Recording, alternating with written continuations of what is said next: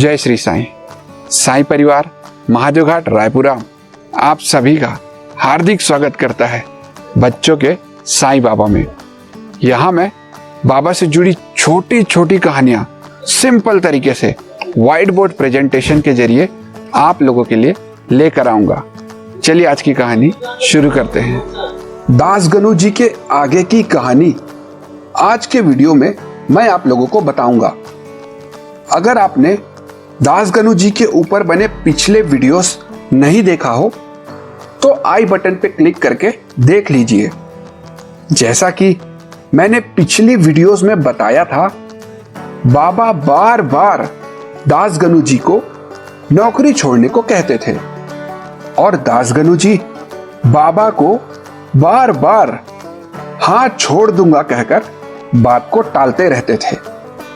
एक बार उन्हें ऑफिशियल काम में पैसों की धोखाधड़ी के मामले में झूठा फंसाया जा रहा था। इस बार कंडीशन ऐसी आ चुकी थी कि न केवल वे नौकरी से निकाले जाते बल्कि उन्हें जेल भी होती।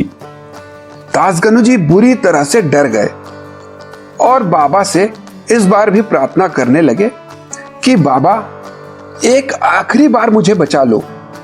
अगर इस बार मैं बच गया तो मैं निश्चित रूप से नौकरी छोड़ दूंगा।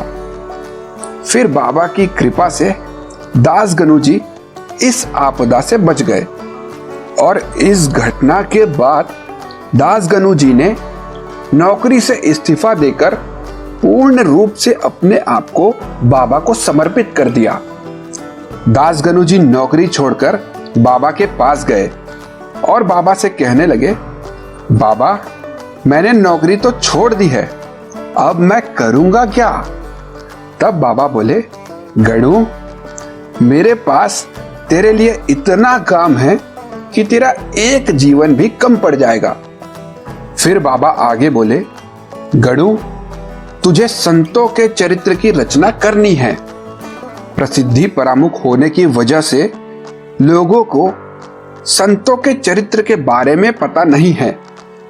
तू संत चरित्रों की रचना कर जिससे संतों का चरित्र समाज के सामने आ सके और लोग उन्हें अपना आदर्श मानकर आचरण करें, जिससे समाज का कल्याण होगा।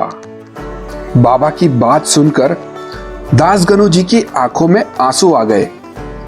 उन्होंने बाबा को प्रणाम किया और उनकी आज्ञा मानने को तैयार हो गए। सन 1905 में बाबा ने दासगनु जी को नांदेड़ जाने को कहा और बाबा उनसे कहने लगे, मैंने तेरी सारी व्यवस्था नांदेड़ में की है, तू वहीं जाके रह। बाबा की आज्ञा मानकर दासगनु जी नांदेड़ गए।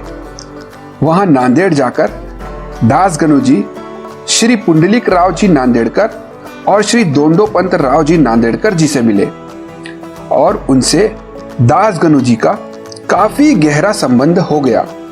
घनिष्ठ मित्रता के कारण दासगनु जी अधिक से अधिक समय उनके साथ बिताने लगे और साथ ही साथ बाबा की आज्ञा का पालन कर संत चरित्रों की रचना भी करने लगे। मैं आप लोगों को बताना चाहूंगा, दासगनु महाराज ने लगभग 225 संतों के चरित्रों की रचना की है, जिसे 3 ग्रंथों में प्रतीत किया गया है। संत कथामृत, भक्ति लीलामृत, भक्ति सारामृत। संत कथामृत और भक्ति लीलामृत में श्री साईनाथ महाराज जी का 3 और 2 टोटल 5 अध्यायों में वर्णन है। संतों के चरित्र की रचना करने के कारण सकल संत चरण रज अर्थात सभी संतों के चरणों की धूल, इस उपाधि को श्री दासगनु महाराज ने अपने नाम के आगे लगाना शुरू किया। लोग उन्हें सकल संत चरण रज श्री दासगनु महाराज बोलते थे। दासगनु जी जानते थे कि ग्रंथों की रचना करने से बस कुछ नहीं होगा। ग्रंथों को बहुत कम लोग पढ़ेंगे और याद कर उनका अनुसरण करेंगे। इसलिए उन्होंने ग्रंथों की रचना के साथ साथ कीर्तन करना भी शुरू किया, जिससे संत चरित्र को जानने में लोगों को आसानी हुई। और कीर्तन के माध्यम से उन्होंने संतों की जीवनी बताना शुरू किया और कीर्तन रूपी संतों के चरित्र की रचना महाराज ने शुरू की। लगभग 80 से 82 संत चरित्र कीर्तनाख्यान मराठी में हैं। कुछ पौराणिक भी है, कुछ ऐतिहासिक भी है।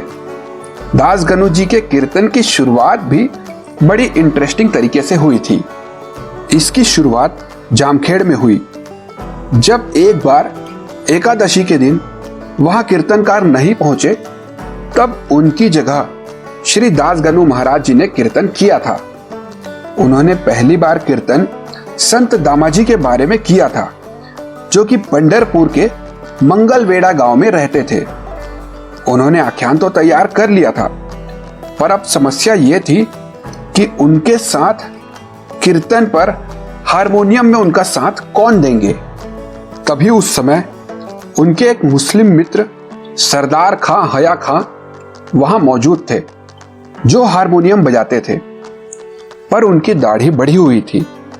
तब दास गणु जी ने उनकी दाढ़ी बनाई और माथे पर तिलक लगाकर उन्हें कीर्तन पर बिठा दिया और इस प्रकार श्री दास गणु महाराज जी के कीर्तन परंपरा की शुरुआत हुई।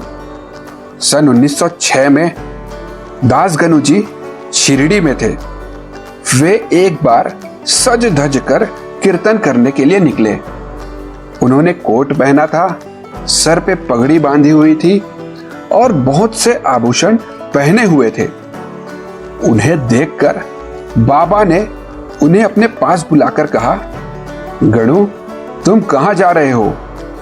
तब दास गणु जी ने उत्तर दिया, बाबा मैं कीर्तन करने जा रहा हूं। तब बाबा बोले, अच्छा मुझे तो लगा था इतना सज धज कर तू अपनी शादी में जा रहा है। फिर बाबा आगे कहने लगे, गणु तुम कीर्तन करने जा रहे हो, लोगों को संतों का चरित्र बताने जा रहे हो, लोगों को यह समझाने जा रहे हो कि त्याग और परमार्थ में कैसा आनंद है। पर जब बात तुम पर आ रही है तो तुम खुद ही अपनी वाणी के विपरीत आचरण कर रहे हो। यह अच्छी बात नहीं है। कीर्तनकार को इतना सज धज कर कीर्तन करना शोभा नहीं देता है। कीर्तनकार ऐसा होना चाहिए जो खुद के बोलने पर कायम रहे। इसलिए अभी इन सभी वस्त्रों और आभूषणों को उतार कर यहां रख दो।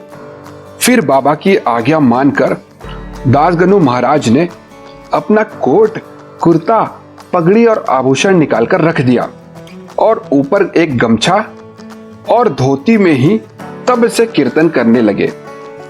दास गणु महाराज जी को बाबा ने कहा था, कीर्तन के लिए वे कभी किसी से एक पैसा भी ना ले। उन्होंने बाबा की आज्ञा का पूरे जीवन भर पालन किया और वे कीर्तन के लिए कभी किसी से एक पैसा भी नहीं लेते थे।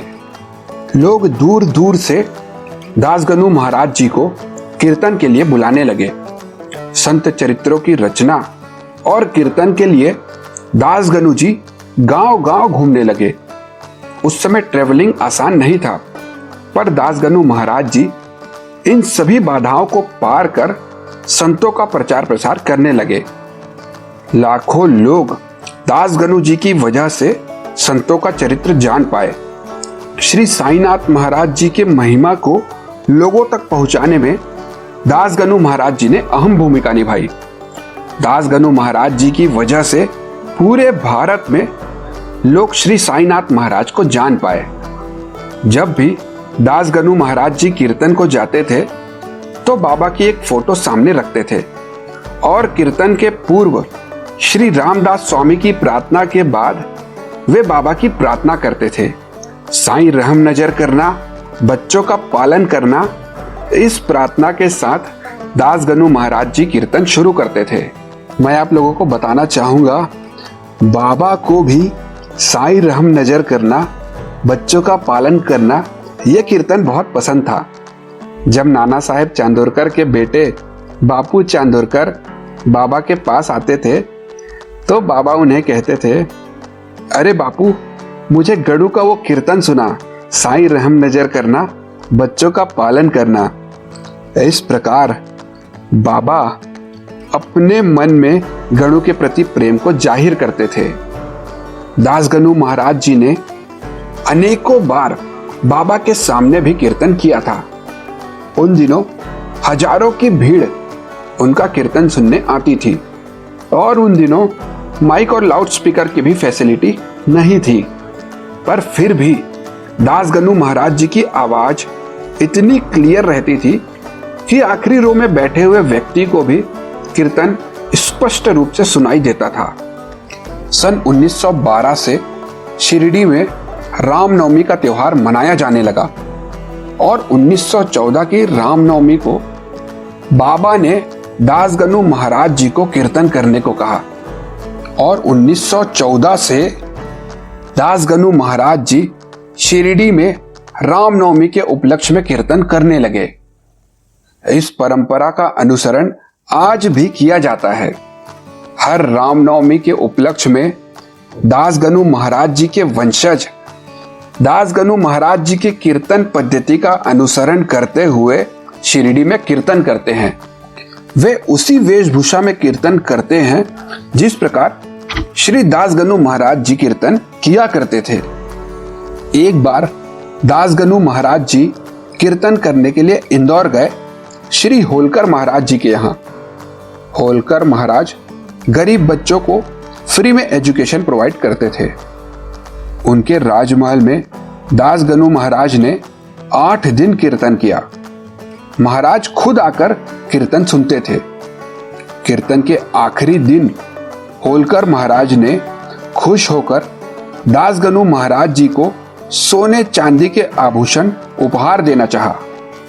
वहां उपस्थित वो लोग जो दासगणु महाराज जी को जानते थे, वे सोचने लगे कि दासगणु महाराज जी तो श्री साईनाथ महाराज के मार्गदर्शन में चलकर उनका अनुसरण करते हैं और कभी किसी से 1 रुपया भी नहीं लेते, और यदि यहाँ वे होलकर महाराज के उपहार को स्वीकार नहीं करते हैं तो यह उनका अपमान होगा। वे लोग सोचने लगे, अब दासगणु महाराज जी क्या करेंगे। दासगणु महाराज जी ने शांति से कीर्तन खत्म किया। तब महाराज उन्हें उपहार देने लगे। तब दासगणु महाराज जी ने होलकर महाराज को प्रणाम करते हुए कहा, महाराज, आप गरीब बच्चों की मदद करते हो, उनको स्कूल और कॉलेज में एडमिशन कराते हो। मेरी भी आपसे विनती है, मैं परमार्थ के कॉलेज में एडमिशन लेने के लिए बेचैन होने वाला छात्र हूं। उस कॉलेज में एडमिशन लेने के लिए मुझे निर्मोहता की आवश्यकता है। कृपया इन सभी आभूषणों को आप वापस रखिए और मुझे निर्मोहता दीजिए ताकि मेरा एडमिशन परमार्थ के कॉलेज में हो सके। उनकी यह बात सुनकर वहां मौजूद सारे लोग बहुत खुश हो गए। महाराज का मान भी रह गया और बाबा ने जो शिक्षा दी थी उसका भी अनुसरण हो गया। दासगणु महाराज जी ने कभी भी पैसों के लिए कीर्तन नहीं किया। ऐसे थे हमारे दासगणु महाराज जी। अगली वीडियो में मैं आप लोगों को आगे की कहानी बताऊंगा। आज के वीडियो की सारी जानकारी मैंने इंटरनेट से प्राप्त की है। बाबा की ऐसी अनेक कहानियां सुनने के लिए हमें फॉलो करें, सब्सक्राइब करें और कमेंट करके ज़रूर बताएं कि वीडियो कैसा लगा। चलिए अगली बार मिलते हैं बाबा की नई कहानियों के साथ, साईं बाबा के साथ। जय श्री साईं।